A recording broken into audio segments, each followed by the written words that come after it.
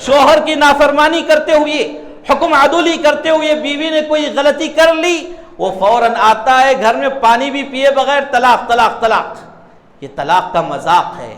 میں بڑی ذمہ داری کے ساتھ یہ بات کہنا چاہتا ہوں کہ اسی جاہلانہ رسم و رواج کی وجہ سے، اسی اندھی تقلید کی وجہ سے، اسی غلطی کی وجہ سے آج پوری دنیا میں مسلمان بدنام ہیں۔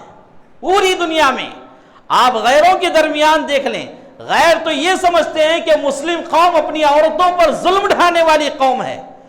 جس رشتے میں درار آ جائے، جس رشتے میں کمی بیشی آ جائے، آپ یقین مان لیجئے وہاں اسلام کی خلاف ورزی ہو رہی ہے، سنتوں کی خلاف ورزی ہو رہی ہے، یا تو بیوی کی جانب سے یا شوہر کی جانب سے۔ اسلام کو چھوڑ کر غیروں کے طریقے کو اپنا کر زندگی گزارنے کی جب کوشش کی جاتی ہے تو اس رشتے میں درار پیدا ہو جاتا ہے۔ چھوٹے چھوٹے معصوم بچے رہتے ہیں، اب شوہر بیوی کے طلاق کی وجہ سے وہ بچے کدھر جائیں گے؟ بیٹا ماں کے پاس، بیٹی باپ کے پاس، اس طرح تقسیم کر لیتے ہیں۔ تو کیا اس ماں کے پاس رہنے والے بیٹے کو باپ کا پیار ملے گا؟ باپ کے پاس رہنے والی بیٹی کو ماں کا پیار ملے گا؟ اس طرح کر کے شوہر اور بیوی بچوں کے ساتھ بھی ناانصافی کر دیتے ہیں۔ اعوذ باللہ من الشیطان الرجیم، بسم اللہ الرحمن الرحیم۔ وَلْتَكُن مِّنكُمْ أُمَّةٌ يَدْعُونَ إِلَى الْخَيْرِ وَيَأْمُرُونَ بِالْمَعْرُوفِ وَيَنْهَوْنَ عَنِ الْمُنكَرِ وَأُولَئِكَ هُمُ الْمُفْلِحُونَ۔ الحمد للہ نحمده ونستعینه ونستغفره ونعوذ باللہ من شرور انفسنا ومن سیئات اعمالنا، من يهده الله فلا مضل له ومن يضلل فلا هادي له، اشهد ان لا اله الا الله وحده لا شريك له، واشهد ان محمدا عبده ورسوله، اما بعد فإن أصدق الحديث كتاب الله، وخير الهدي هدي محمد صلى الله عليه وسلم، وشر الأمور محدثاتها، وكل محدثة بدعة، وكل بدعة ضلالة، وكل ضلالة في النار۔ فأعوذ بالله السميع العليم من الشيطان الرجيم، من همزه ونفخه ونفثه، بسم الله الرحمن الرحيم۔ يا أيها الناس اتقوا ربكم الذي خلقكم من نفس واحدة وخلق منها زوجها وبث منهما رجالا كثيرا ونساء، واتقوا الله الذي تساءلون به والأرحام، إن الله كان عليكم رقيبا۔ يا أيها الذين آمنوا اتقوا الله حق تقاته ولا تموتن إلا وأنتم مسلمون۔ يا أيها الذين آمنوا اتقوا الله وقولوا قولا سديدا يصلح لكم أعمالكم ويغفر لكم ذنوبكم، ومن يطع الله ورسوله فقد فاز فوزا عظيما۔ قابل احترام بزرگان دین، نوجوانان اسلام، پردہ نشین خواتین اسلام، اللہ رب العالمین کا بے انتہا شکر و احسان ہے جس نے ہمیں اشرف المخلوقات میں سے پیدا کیا، جس نے ہمیں امت محمدیہ میں سے ہونے کا شرف عطا فرمایا، اور ہمیں دنیا میں اپنی جانب سے بے شمار نعمتیں عطا کی، بہت سارے عظیم رشتوں سے جوڑا، پیار و محبت سے جوڑا، الفتوں سے جوڑا۔ الغرض ہر قدم پر اللہ رب العالمین نے ہمارے لیے اپنی نعمتیں نچھاور فرمائیں، ان گنت و لا تعداد درود و سلام نازل ہو شفیع المذنبین خاتم النبیین سید المرسلین رحمت للعالمین محمد الرسول اللہ صلی اللہ علیہ وسلم پر۔ حاضرین جمعہ، خطبہ مسنونہ میں پیارے نبی صلی اللہ علیہ وسلم بکثرت 3 آیتوں کی تلاوت فرمایا کرتے، ان میں سے پہلی آیت ہے سورۃ النساء کی پہلی آیت، جو کہ خطبہ مسنونہ میں اللہ کے نبی صلی اللہ علیہ وسلم کثرت سے پڑھا کرتے۔ اس آیت کریمہ میں اللہ سبحانہ و تعالی ایک رشتے کا ذکر فرمایا ہے جو کہ انتہائی اہم رشتہ ہے، اور وہ ایسا رشتہ کہ اسی رشتے سے دنیا کا نظام چل بسا ہے اور اسی رشتے پر دنیا ختم ہونے والی ہے۔ یہ ایسا رشتہ ہے، اس کی کمی جنت میں بھی محسوس کی گئی تھی، اور یہ ایسا رشتہ ہے کہ اس جیسا کوئی رشتہ روئے زمین پر معلوم نہیں ہوتا۔ اللہ سبحانہ و تعالیٰ نے جس رشتے کا ذکر اس آیت میں فرمایا ہے وہ شوہر اور بیوی کا رشتہ ہے۔ شوہر اور بیوی کا رشتہ انتہائی اہم رشتہ اور محبتوں بھرا رشتہ ہے، اور میرے اور آپ کے باپ آدم علیہ السلام کو اللہ تعالیٰ نے جب پیدا فرمایا اور وہ جنت میں سیر و تفریح میں تھے، تو وہاں بھی آدم علیہ السلام اپنے آپ میں اکیلا پن محسوس کر رہے تھے، تو اللہ رب العالمین نے مائی حوا علیہ السلام کا وجود فرمایا اور آدم علیہ السلام کی انہیں زوجیت میں رکھا۔ تو گویا کہ جنت میں بھی آدم علیہ السلام کے لیے اللہ نے جس رشتے کو ضروری سمجھا وہ بیوی کا رشتہ، اور اسی طرح جب انسان وفات پا جاتا ہے تو اس انسان کو غسل دینے کے لیے، اگر وہ انسان نوجوان ہے تو اس کے لیے غسل ماں نہیں دے سکتی، بہنیں غسل نہیں دے سکتے، اور اسی طرح رشتہ دار خواتین اسے غسل نہیں دے سکتے، لیکن عورت کا ایک ایسا رشتہ ہے جو اسے غسل دے سکتا ہے۔ وہ رشتہ کون سا ہے؟ وہ رشتہ بیوی کا رشتہ ہے۔ بیوی وفات شدہ شوہر کو غسل دے سکتی ہے، اور وفات شدہ بیوی کو شوہر غسل دے سکتا ہے۔ یہ ہماری قوم کے اندر ایک ظالمانہ سلوک لوگوں کے ساتھ کیا جاتا ہے کہ جب بیوی کا انتقال ہو جائے تو شوہر اسے نہ دیکھے، اور شوہر کا انتقال ہو جائے تو بیوی اسے نہ دیکھے۔ تو یہ ایک ظالمانہ حرکت ہے۔ خود پیارے نبی صلی اللہ علیہ وسلم امی جان ام المؤمنین عائشہ صدیقہ رضی اللہ عنہا سے فرما رہے ہیں، اے عائشہ، اگر میری زندگی میں تمہارا انتقال ہو جائے تو میں تمہیں غسل دوں گا، اور تمہاری زندگی میں، تمہاری حیات میں اگر میری وفات ہو جائے تو تم غسل دینا۔ یہ اللہ کے نبی صلی اللہ علیہ وسلم کا فرمان تھا۔ اور امہات المؤمنین، مومنوں کی جو مائیں ہیں، نبی مکرم صلی اللہ علیہ وسلم کی جو بیویاں ہیں، آپ صلی اللہ علیہ وسلم کی وفات کے وقت وہ کافی زیادہ غمزدہ تھیں، اور بعد کے ایام میں یہ حسرت، یہ آرزو ظاہر کر رہی ہیں کہ کاش اللہ کے نبی صلی اللہ علیہ وسلم کو ہم ساری بیویاں مل کر غسل دیتے۔ ہم اس وقت بہت کافی غمزدہ تھیں، رنج علم کا پہاڑ ہم پر ٹوٹ پڑا تھا، لیکن ہم نے اس پر خیال نہیں کیا، کاش ہم ساری بیویاں نبی صلی اللہ علیہ وسلم کو غسل دیتے۔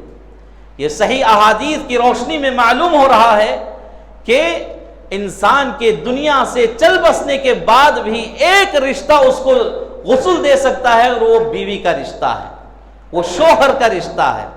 تو لہذا یہاں یہ بات معلوم ہوتی ہے کہ یہ رشتہ دنیا کے اندر بہت ہی اہمیت کا حامل ہے، اور دنیا میں ہی نہیں، اس کا خاتمہ دنیا میں ہی نہیں ہوگا، بلکہ اگر شوہر بیوی نیک و صالح متقی پرہیزگار ہیں تو اللہ رب العالمین ان کی اس جوڑی کو جنت میں بھی سردار بنا کے رکھے گا۔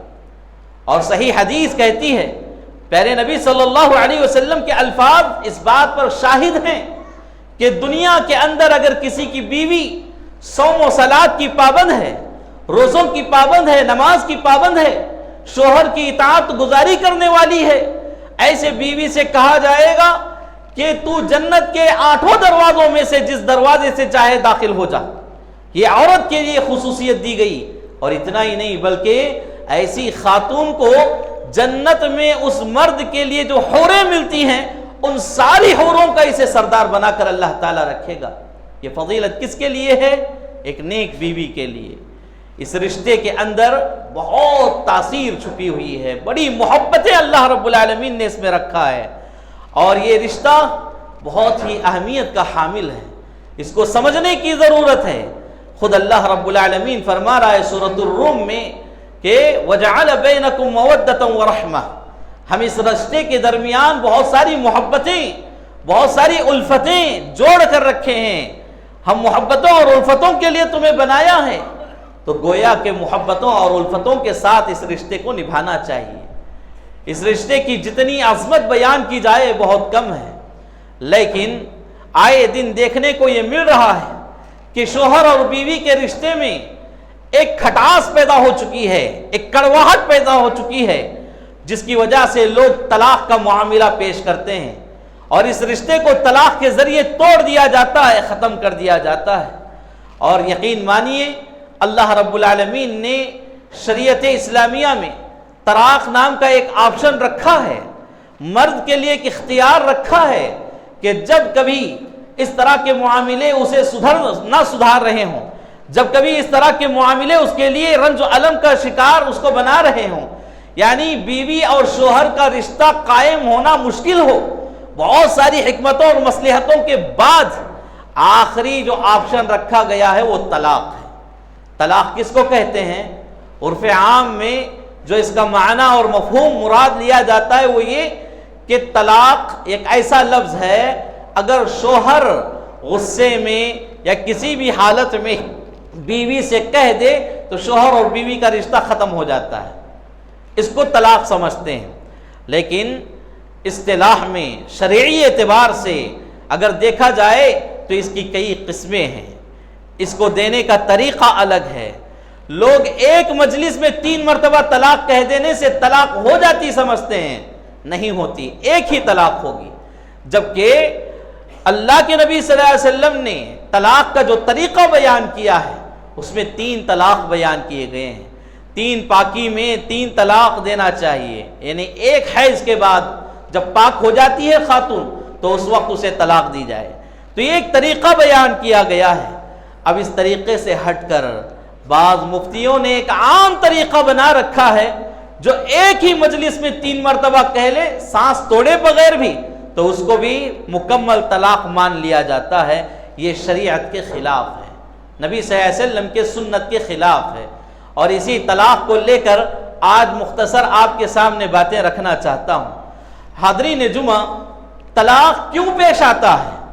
طلاق کا معاملہ ہمارے رشتے میں کیوں پیش آتا ہے؟ اس پر ہمیں غور و فکر کرنے کی ضرورت ہے۔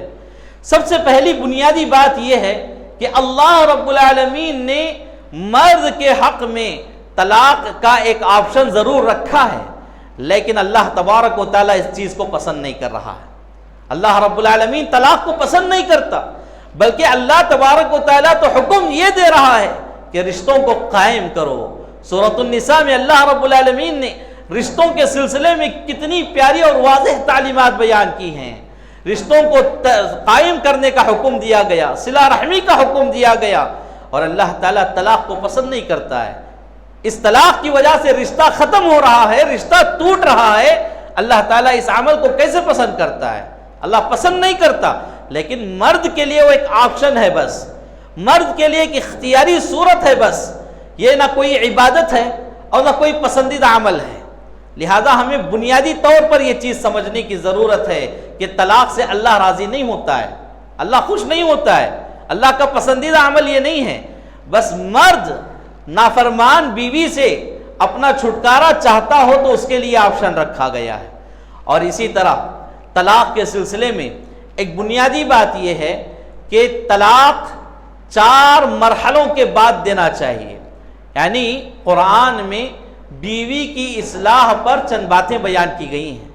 اگر بیوی نافرمانی کرتی ہے، بیوی مرد کی مخالفت کر رہی ہے اور شرعی معاملات میں یعنی عبادتوں کو لے کر یا پھر اللہ کی وحدانیت کو لے کر، اسلام کی تعلیمات کو لے کر مذاق اڑاتی ہے، اس طرح کی نافرمانیاں کرتی ہے، یا پھر شوہر کے پیٹھ پیچھے اس کا بستر دوسروں کے لیے حلال سمجھتی ہے، تو ایسے میں مرد کے لیے جو تعلیم دی گئی ہے وہ پہلی تعلیم یہ کہ اس کو نصیحت کرے، اس کو سمجھائے، اس کو بتائے کہ کیا غلط ہے کیا صحیح ہے.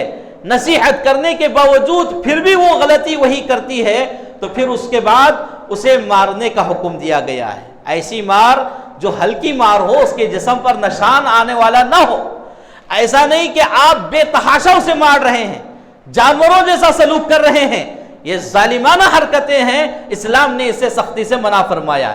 نصیحت کے لیے اور ادب و احترام سکھانے کے لیے ہلکی مار اسے لگائی جا سکتی ہے، تب بھی وہ نہیں مان رہی ہے، تب بھی اسی غلطی پر اڑی ہے، وہی غلطی دوبارہ سہبارہ کر رہی ہے، تو پھر ایسے میں بستر الگ کرنے کا حکم دیا گیا ہے کہ وہ چند دنوں کے لیے اپنا بستر الگ کرے، چند دنوں کے لیے بیوی کو الگ رکھے.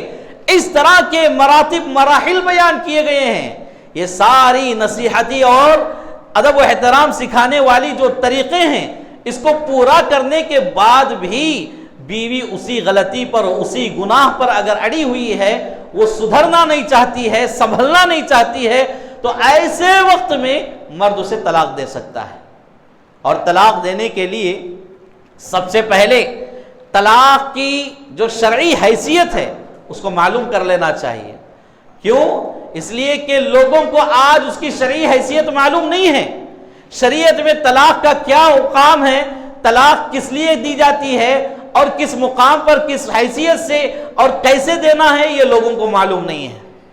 آج دیکھیے اس کی بہت بڑی غلطی ہمارے سامنے جو آ رہی ہے وہ یہ کہ چھوٹی چھوٹی بات پر طلاق، چھوٹے چھوٹے کام پر طلاق، چھوٹی چھوٹی غلطی پر طلاق. یعنی بیوی سے کوئی غلطی ہو گئی، کھانے میں کچھ کمی بیشی ہو گئی، طلاق. اور رشتوں میں کچھ کمی بیشی ہو گئی، طلاق. اور شوہر کی نافرمانی کرتے ہوئے، حکم عدولی کرتے ہوئے بیوی نے کوئی غلطی کر لی، وہ فوراً آتا ہے گھر میں پانی بھی پیے بغیر طلاق طلاق طلاق. یہ طلاق کا مذاق ہے، کتاب و سنت کا استہزاء ہے، کتاب و سنت کے ساتھ کھلواڑ کرنا ہے. اب جب لوگوں کو شرعی اعتبار سے طلاق کی حدود نہ معلوم ہو، تب لوگ اس طرح کے جاہلانہ کام کرتے ہیں. اور اسی کام کی وجہ سے میں بڑی ذمہ داری کے ساتھ یہ بات کہنا چاہتا ہوں کہ اسی جاہلانہ رسم و رواج کی وجہ سے، اسی اندھی تقلید کی وجہ سے، اسی غلطی کی وجہ سے آج پوری دنیا میں مسلمان بدنام ہیں.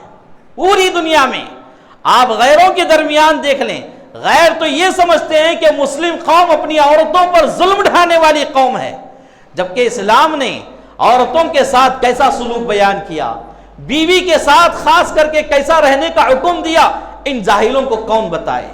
نبی مکرم صلی اللہ علیہ وسلم کا طریقہ اپنی بیویوں کے ساتھ کیسا تھا. سبحان اللہ، وقت کے نبی ہیں، نبیوں کے امام ہیں، نبیوں کے سردار ہیں، اس کے باوجود مدنی زندگی کا ابتدائی دور، یعنی مدینہ کی زندگی کا ابھی ابتدائی دور شروع ہوا. امی جان عائشہ صدیقہ رضی اللہ عنہا فرماتی ہیں کہ میرا نکاح ابھی نبی صلی اللہ علیہ وسلم سے ہوا ہی تھا، ہم آپس میں دوڑ یعنی رننگ ریس کا مقابلہ کیے. اللہ کے نبی صلی اللہ علیہ وسلم اپنی بیوی کے ساتھ دوڑ لگا رہے ہیں، بھاگ رہے ہیں، اور وہ ایک کھیل ہے. امی جان عائشہ صدیقہ رضی اللہ عنہا فرماتی ہیں کہ اس وقت میں دبلی پتلی تھی، لہذا میں جیت گئی، نبی صلی اللہ علیہ وسلم مجھ سے ہار گئے. کیسا مذاق، سبحان اللہ. پھر اس کے بعد مدنی دور کا ایک آخری دور آیا جس میں ہم نے دوبارہ رننگ ریس کیے، دوبارہ بھاگنے کا مسابقہ کیا. اس وقت میں تھوڑا موٹا اور فربا بدن والی ہو گئی تھی، جس کی وجہ سے میں پیچھے ہو گئی، نبی صلی اللہ علیہ وسلم آگے نکل گئے. اور اس وقت اللہ کے نبی صلی اللہ علیہ وسلم نے مجھ سے کیا کہا؟ اللہ کے نبی صلی اللہ علیہ وسلم نے کہا کہ عائشہ، یہ آج میں جو جیتا ہوں یہ تمہارے اس جیتنے کا بدلہ ہے. پہلے تم جو جیتے تھے ابھی میں جیتا ہوں، لہذا بدلہ برابر ہو گیا۔ تو اس طرح نبی صلی اللہ علیہ وسلم کا رشتہ اپنی بیوی کے ساتھ ہوا کرتا تھا۔ سبحان اللہ، یہاں بہت سارے شوہر اور بیوی بیٹھے ہوں گے، آپ آپس میں محبت کرنے سے کتراتے ہوں گے، آپس میں محبت کرنے کو شرم سمجھتے ہوں گے۔ کائنات کے امام محمد رسول اللہ صلی اللہ علیہ وسلم کی محبت کو جان لیجئے۔ اللہ کے نبی صلی اللہ علیہ وسلم کھانے پر ہیں، دسترخوان پر بیٹھے ہیں، عائشہ رضی اللہ عنہا گوشت کا ٹکڑا اٹھا کر کھا رہی ہیں، اللہ کے نبی صلی اللہ علیہ وسلم آپ کے کھاتے ہوئے ٹکڑے کو اپنے ہاتھ سے لے کر کھا لیتے ہیں۔ سبحان اللہ، کیا آج یہ عمل ہمارے درمیان ہے؟ اللہ کے نبی صلی اللہ علیہ وسلم مسجد سے گھر تشریف لا رہے ہیں، گھر میں داخل ہوتے ہی محراب سے مسواک اٹھا کر مسواک چبا کر مسواک کر رہے ہیں اور مسواک اس جگہ رکھ دیتے ہیں، پھر پیچھے ہی عائشہ رضی اللہ عنہا آتی ہیں، اسی مسواک کو اٹھا کر وہ بھی کرتی ہیں۔ یہ سنت اور محبت کی بہترین دلیل ہے۔ اللہ کے نبی صلی اللہ علیہ وسلم اور آپ کی بیویوں کے درمیان جو محبت تھی، اس طرح کی محبت تھی، اور یہ ساری سنتیں آج کے مرد بھول گئے ہیں، آج کے مرد بھول گئے ہیں، اور عورتوں کے ساتھ کیسا سلوک کرتے ہیں؟ جانوروں پر تو رحم کیا جاتا ہے، عورتوں پر رحم نہیں کیا جاتا۔ کیا یہ اسلام ہمیں تعلیم دیتا ہے؟ اسی لیے پوری دنیا میں آج مسلم قوم بدنام ہے۔ اسی لیے اللہ کے نبی صلی اللہ علیہ وسلم کی سنتوں کو، اللہ کے نبی صلی اللہ علیہ وسلم کے افعال کو، اقوال کو جب پیچھے ڈال دو گے تو دنیا میں اور آخرت میں ذلت اور رسوائی کے علاوہ تمہیں کچھ نہیں ملنے والا۔ جب تک نبی صلی اللہ علیہ وسلم کی سنتوں سے محبت، نبی صلی اللہ علیہ وسلم کی عادتوں سے، اطوار سے، ان کے اخلاق سے محبت، تبھی آپ کو دنیا میں بھی کامیابی، آخرت میں بھی کامیابی، ورنہ پھر آپ دنیا میں بھی آخرت میں بھی ذلیل و رسوا ہوں گے۔ ہاں الا ماشاء اللہ، بہت کم مرد ایسے ہیں جو جاننے والے ہیں، نبی صلی اللہ علیہ وسلم کی محبتوں کو زندہ کرنے والے، سنتوں کو زندہ کرنے والے ہیں، وہ اپنی بیویوں کے ساتھ ویسا ہی سلوک کرنا چاہتے ہیں جیسا کہ اسلام نے بتایا، جیسا کہ نبی صلی اللہ علیہ وسلم نے اپنی بیویوں کے ساتھ سلوک کیا، اور یہ رشتہ آخری سانس تک قائم رہتا ہے، اور بڑی خوشی، پیار و محبتوں کے ساتھ یہ رشتہ چلتا رہتا ہے۔ جس رشتے میں درار آ جائے، جس رشتے میں کمی بیشی آ جائے، آپ یقین مان لیجئے وہاں اسلام کی خلاف ورزی ہو رہی ہے، سنتوں کی خلاف ورزی ہو رہی ہے، یا تو بیوی کی جانب سے یا شوہر کی جانب سے، دونوں کی جانب سے جب کبھی سنتوں کی خلاف ورزی ہوتی ہے تبھی رشتوں میں دراریں آتی ہیں، اختلافات پیدا ہو جاتے ہیں۔ اسلام کو چھوڑ کر غیروں کے طریقے کو اپنا کر زندگی گزارنے کی جب کوشش کی جاتی ہے تو اس رشتے میں درار پیدا ہو جاتا ہے۔ تو یہ بنیادی بات ہے۔ اور طلاق کے سلسلے میں لوگ اس طرح اٹھے بیٹھے چلے پھرے، طلاق طلاق طلاق۔ زمانے جاہلیت میں یہ ہوا کرتا تھا، اسلام آنے سے پہلے جو زمانہ چل رہا تھا وہ زمانے جاہلیت کا دور تھا۔ زمانے جاہلیت میں لوگ کیا کرتے تھے؟ بیوی کو صبح میں طلاق دے دیے اور شام میں اسے رجوع کر لیے، شام میں طلاق دے دیے، صبح ہوتے ہوتے اسے رجوع کر لیے۔ ایسا کر کے نہ بیوی کو مکمل طریقے سے آزاد کرتے تھے، نہ مکمل طریقے سے اپناتے تھے۔ یہ عورتوں پر ظلم ہے، عورتوں پر ظلم ہے۔ مرد جب چاہے اسے اپنا لے اور جب چاہے اسے ٹھکرا دے، یہ کوئی کھلونا ہے؟ زمانے جاہلیت میں ایسا ہوا کرتا تھا، لیکن جب اسلام آیا، نبی مکرم صلی اللہ علیہ وسلم نبی بنائے گئے، تو اللہ کے نبی صلی اللہ علیہ وسلم نے عورتوں کی عزت اتنی بڑھائی، سبحان اللہ، ان کا مقام اونچا کر دیا۔ اور جو چیزیں عورت کی عزت میں اضافہ کرنے والی ہیں ان میں ایک چیز یہ بھی تھی کہ اللہ کے نبی صلی اللہ علیہ وسلم نے اس پر پابندی لگا دی، شریعت اسلامیہ کے روح سے یہ بات بتائی کہ کبھی کبھی ایسا طلاق دے دیا اور رجوع کر لیا، ایسا نہیں ہونا چاہیے۔ اسلام میں ایک نظام بیان کیا گیا اور سختی کے ساتھ بیان کیا گیا کہ آپ کو اگر طلاق دینا ہے تو پہلے دیکھیں کہ بیوی پاکی کی حالت میں ہو، حیض والی نہ ہو۔ حیض والی اگر ہے تو طلاق قابل قبول نہیں ہے، آپ طلاق نہیں دے سکتے۔ پاکی کی حالت میں ہونا چاہیے، اور پاکی کے باوجود آپ ابھی اس سے ملاقات بھی نہ کیے ہوں، اس حالت میں طلاق دینا ہے۔ ہاں مرد احباب غور کیجئے، اللہ نے تمہیں اختیار دیا، اس کا مطلب یہ نہیں کہ رات کے اندھیرے میں طلاق بول دو، دن کے اجالے میں طلاق بول دو، نہیں، یہ کوئی کھلواڑ ہے، کھیل ہے، تماشا ہے۔ عورت پاک ہونا چاہیے، اور اس سے آپ مباشرت بھی نہ کیے ہوں ایسی حالت میں طلاق دینا ہے۔ اگر عورت حاملہ اگر ہے عورت، تو پھر اس کے حمل کی وجہ سے آپ کی طلاق مانی نہیں جائے گی۔ طلاق کی 4 قسمیں ہیں، اور 4 قسموں میں دنیا بھر کا اختلاف ہے علماء کے درمیان، اور ہمارے مرد احباب کیا ہیں؟ بڑی آسانی سے طلاق طلاق طلاق۔ نعوذ باللہ، طلاق کا مسئلہ ایسا نہیں ہے۔ طلاق کو اللہ تعالیٰ نے پسند نہیں کیا، بس یہ مرد کے لیے ایک اختیاری صورت ہے۔ تو طلاق کی سلسلے میں یہ باتیں ہمیں بنیادی طور پر یاد رکھنا ہے کہ طلاق اس کی وجہ سے رشتے ختم ہوتے ہیں، گھر بکھر جاتے ہیں، اور اولاد ٹوٹ کر رہ جاتی ہے۔ چھوٹے چھوٹے معصوم بچے رہتے ہیں، اب شوہر بیوی کے طلاق کی وجہ سے وہ بچے کدھر جائیں گے؟ بیٹا ماں کے پاس، بیٹی باپ کے پاس، اس طرح تقسیم کر لیتے ہیں۔ تو کیا اس ماں کے پاس رہنے والے بیٹے کو باپ کا پیار ملے گا؟ باپ کے پاس رہنے والی بیٹی کو ماں کا پیار ملے گا؟ اس طرح کر کے شوہر اور بیوی بچوں کے ساتھ بھی ناانصافی کر دیتے ہیں، اور طلاق کو کھیل تماشا بنا لیے ہیں۔ نہ بنائیں۔ ایک مجلس میں ایک وقت میں 3 مرتبہ طلاق کہتے ہیں تو یہ شریعت کی خلاف ورزی ہے۔ مسند احمد کی ایک حدیث ہے جس کو شیخ البانی رحمۃ اللہ علیہ نے کہا کہ اس حدیث کو امام احمد، امام حاکم، امام ذہبی رحمۃ اللہ علیہ نے صحیح کہا ہے، اور علامہ البانی رحمۃ اللہ علیہ نے بھی صحیح کہا ہے، اور یہ حدیث شیخ الاسلام امام ابن تیمیہ رحمہ اللہ کے نزدیک جید سند کے ساتھ لائی گئی ہے۔ حافظ ابن حجر الاسقلانی رحمۃ اللہ علیہ نے اس حدیث کو صحیح کہا ہے۔ حدیث کیا ہے؟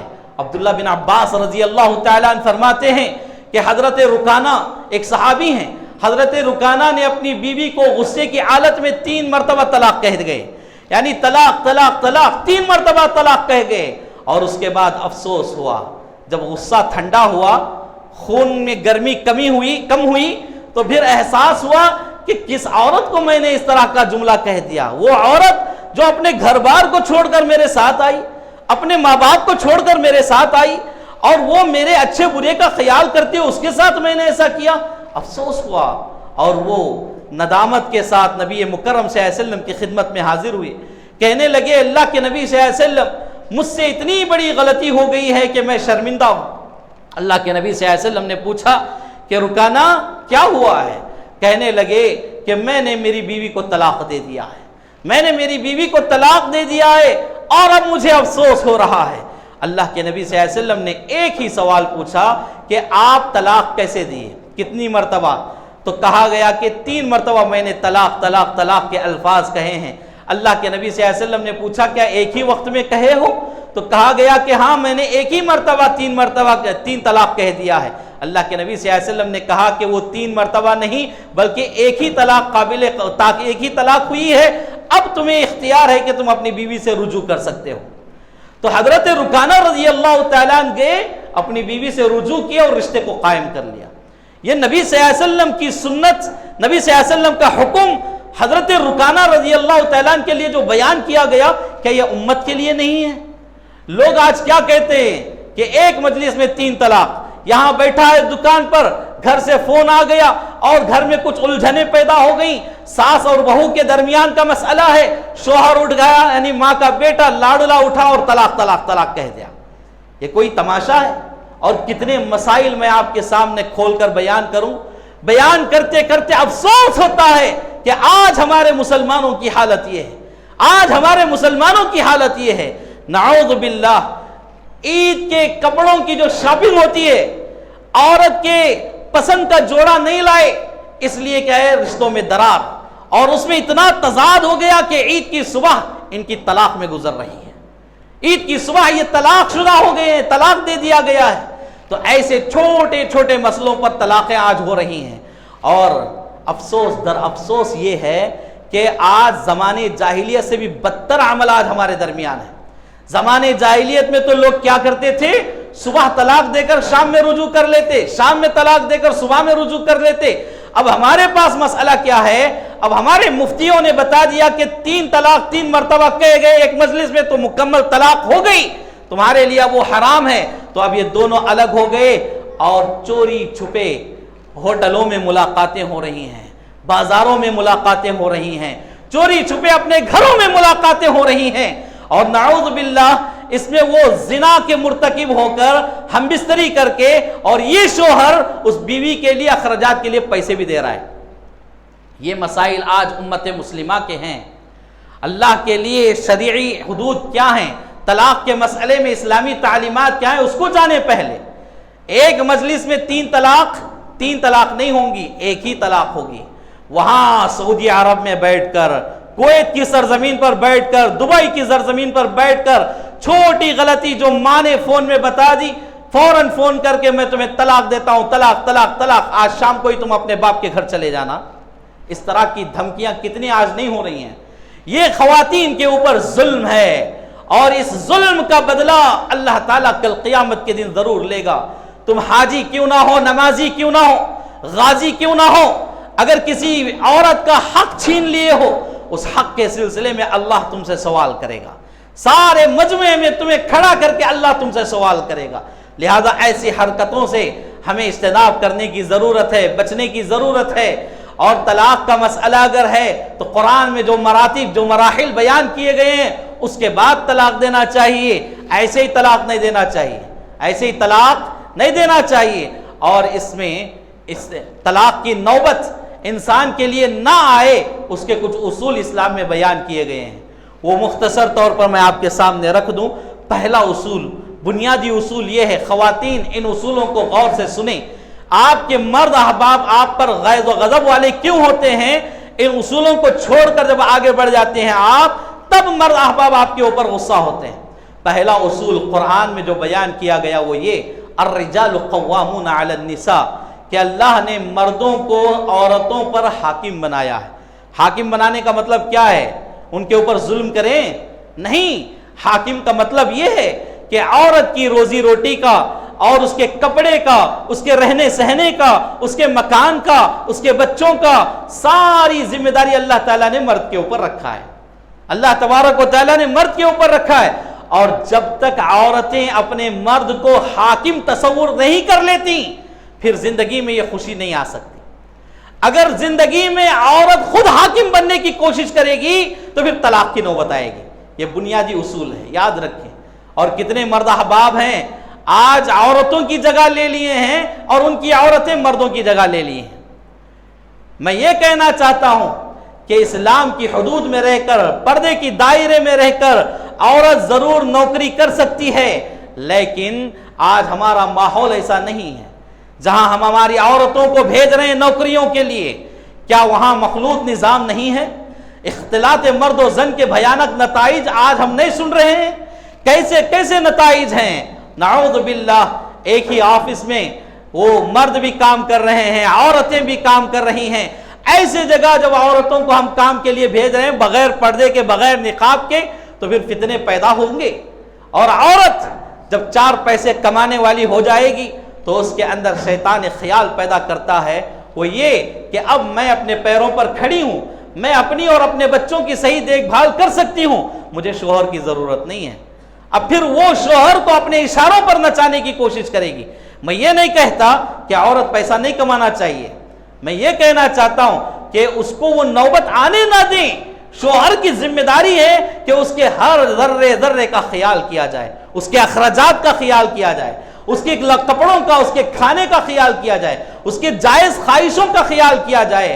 اللہ کے نبی صلی اللہ علیہ وسلم کی زندگی ہمارے لیے سب سے بڑا آئیڈیل والا نمونہ، سب سے بڑا آئیڈیل ہے، سب سے بڑا اسوہ ہے۔ اللہ کے نبی صلی اللہ علیہ وسلم اپنی بیویوں کی جائز خواہشات کو پورا کیا کرتے تھے۔ اما عائشہ صدیقہ رضی اللہ عنہا فرماتی ہیں کہ اللہ کے نبی صلی اللہ علیہ وسلم عید کے دن کھیل کے کرتب دکھانے کے لیے عائشہ رضی اللہ عنہا کو لے جایا کرتے تھے، اور عائشہ رضی اللہ عنہا فرماتی ہیں کہ میں نبی صلی اللہ علیہ وسلم کے پیٹھ پیچھے چھپ کر میں کھیل کا تماشا، کھیل کا کرتب دیکھتی تھی۔ جو لوگ سامنے تھے وہ نیزہ بازی کرتے اور اسی طرح تیر چلاتے، تلوار چلاتے، وہ اپنے اپنے ہنر، اپنے اپنے مہارت بتاتے، تو اس کو میں نبی صلی اللہ علیہ وسلم کے پیٹھ کے پیچھے رہ کر دیکھتی۔ اور ابھی اللہ کے نبی صلی اللہ علیہ وسلم اس وقت تک تھک نہیں جاتے جب تک کہ میں تھک نہیں جاتی۔ یہ حدیث ہمارے لیے بہت بڑی دلیل ہے کہ اپنی بیویوں کے جائز خواہشات کو پورا کرنا چاہیے۔ جب آپ ان کی خواہشات پورا نہیں کریں گے، بچوں کے دودھ کے پیسے بھی نہیں دیں گے، بخیلی کر کے کنجوسی کر کے چھپا کر رکھیں گے تو پھر اس کے بعد عورت خود کمانے کی فکر کرے گی، عورت خود کمانے کا سوچے گی، پھر اس کے بعد اس کمائی میں اس کا برقع بھی اتر جاتا ہے، اس کی عزت بھی اتر جاتی ہے، اس کی آبرو بھی چھین لی جاتی ہے۔ ذمہ دار کون ہے؟ یہی بے غیرت اور دیوس قسم کا مرد ہے جس نے اپنی بیوی کو بازار کی زینت بنا کر رکھا تھا۔ یہ پہلا اصول ہے، الرجال قوامون علی النساء، مرد اپنی حاکمیت کو سلامت رکھے۔ حاکمیت کو سلامت رکھنے کا مطلب اس کے نان و نفقے کی، اس کے خرچے کی، ہر بات کی آپ کو فکر ہونی چاہیے، اور بیوی اپنے مرد کو حاکم بنا کر رکھے۔ کیوں؟ حاکم کی بیوی عورت اچھی لگتی ہے، کبھی بھی عورت دیکھو ایک غلام کی بیوی بن کر اچھی نہیں لگتی، بادشاہ کی بیوی بن کر اچھی لگتی ہے، غلام کی بیوی بن کر وہ اچھی نہیں لگتی۔ اس لیے ہر عورت کو چاہیے کہ وہ اپنے شوہر کو بادشاہ کا مقام دے، اور بادشاہ کی بیوی بن کر وہ ایک عزت والی زندگی، عزت والا نام کمائے۔ دوسرا اصول، زندگی میں طلاق کی نوبت نہ آنے کے لیے کیا بیان کیا گیا ہے؟ رازداری۔ جو ہمارے درمیان راز کے باتیں ہوتی ہیں شوہر اور بیوی کے درمیان، یہ راز کو راز ہی رہنا دینا چاہیے۔ جب عورتیں یہ غلطی کرتی ہیں کہ راز کو لوگوں کے سامنے بیان کرتی پھریں تو پھر طلاق کی نوبت آ جاتی ہے۔ شوہر کے اندر ایک خودداری نام کی چیز ہوتی ہے، اللہ نے مرد کے اندر ایک خودداری نام کی چیز رکھا ہے، اور جب یہ چیز اس کے اندر ختم ہو جائے تو پھر وہ مرد کی طرح نہیں رہتا۔ اللہ تعالیٰ نے اس کے اندر ایک خودداری نام کی، عزت والا نام کی ایک چیز رکھا ہے۔ جب آپ اپنے شوہر کے راز محلے کی عورتوں میں، اپنی امی کے پاس، اپنے ابا کے پاس، اپنے بھائیوں کے پاس، اپنے بہنوں کے پاس اس طرح کہتی پھریں گی تو پھر خود بخود یہ شوہر آپ سے ناراض ہوگا، اختلافات بڑھیں گے، طلاق کی نوبت آئے گی۔ اللہ کے نبی صلی اللہ علیہ وسلم کی زندگی میں ایک واقعہ پیش آیا، امی جان حفصہ رضی اللہ عنہا کے ساتھ یہ واقعہ پیش آیا۔ عمر بن خطاب رضی اللہ تعالیٰ عنہ کی بیٹی ہیں حفصہ رضی اللہ عنہا، اور امہات المؤمنین میں سے ہیں۔ اللہ کے نبی صلی اللہ علیہ وسلم نے ایک راز ان کے حوالے کیا تھا، لیکن نادانی میں، غفلت میں وہ راز انہوں نے فاش کر دیا۔ عائشہ رضی اللہ عنہا کے پاس وہ راز بیان کر دیا۔ اللہ کے نبی صلی اللہ علیہ وسلم اتنے غضبناک ہو گئے کہ حفصہ رضی اللہ عنہا کو طلاق دے دی۔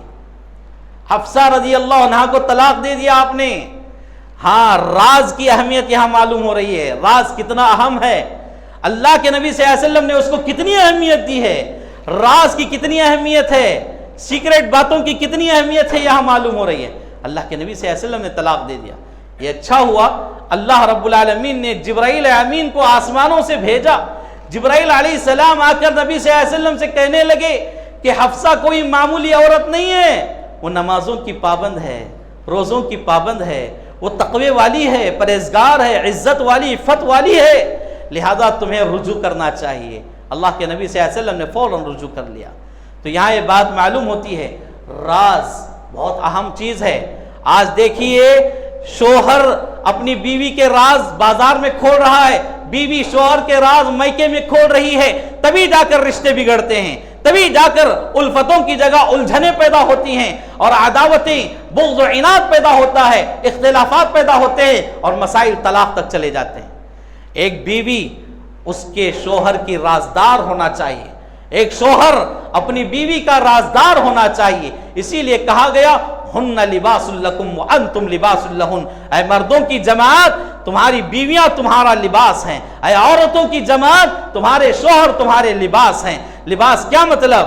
یہی بدن کے جو عیوب ہیں اس کو وہ لباس چھپا کر رکھتا ہے۔ اسی طرح ایک شوہر اپنی بیوی کی غلطیوں کو چھپا کر رکھے، ایک بیوی اپنے شوہر کی غلطیوں کو چھپا کر رکھے۔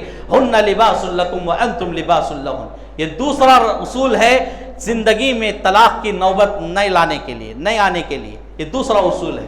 اور ایک تیسرا اصول، اور وقت کا تقاضا ہے اس کو میں آخری اصول بنا دیتا ہوں۔ تیسرا اصول جو ہے وہ شوہر کی خوشی کو اپنی خوشی سمجھیں، اور شوہر اپنی بیوی کی خوشی کو اپنی خوشی سمجھے۔